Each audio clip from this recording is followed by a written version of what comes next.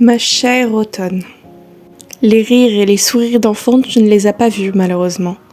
Et oui, parce que c'est seulement en été où est-ce que l'on entend ce doux et merveilleux bruit qui est leur rire. Ils sont évidemment accompagnés de leur famille et sont tous réunis afin de profiter au maximum de ces rayons. Magnifiques et extrêmement chauds. Bien avant cet été rude et chaud, il y avait le printemps, où de nombreuses personnes ont eu malheureusement le cœur brisé, un amour enfui ou un amour jamais venu, et d'autres se sont promis de s'aimer pour toujours. Et moi, j'ai attendu ta venue, parce que entre le romantisme gnangnan et la chaleur, je ne pouvais pas le supporter.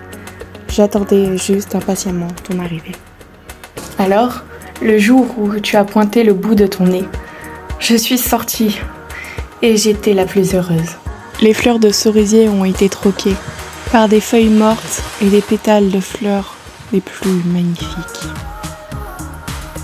Comme j'ai été ravie de voir ces magnifiques fleurs et plantes.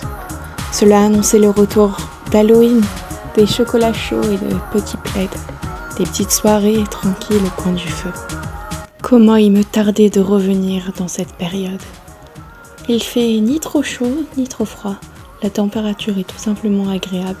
On peut mettre n'importe quel style parce que tout va en fonction des jours. On a du coup le fameux retour d'Halloween. Ces magnifiques discussions tout en dévorant des bonbons, racontant des histoires d'horreur et partageant des moments de complicité en costume ridicule. Ça m'avait manqué.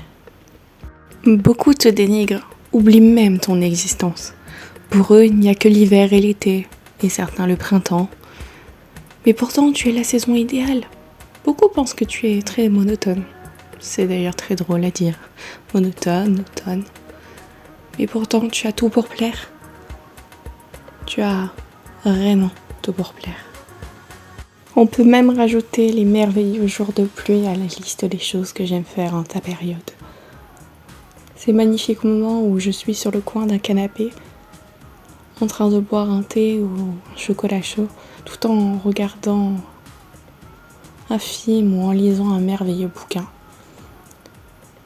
Cette période me permet de me libérer, de m'envoler au pays de l'imagination, tout en observant les gouttes tomber au bord de ma fenêtre. C'est donc pour cela. Je t'ai écrit cette lettre à cœur ouvert. Tu devais savoir à quel point je t'aime. Et même si beaucoup te détestent, ou t'ignorent, ou t'oublient, sache que tu resteras à tout jamais dans mon cœur.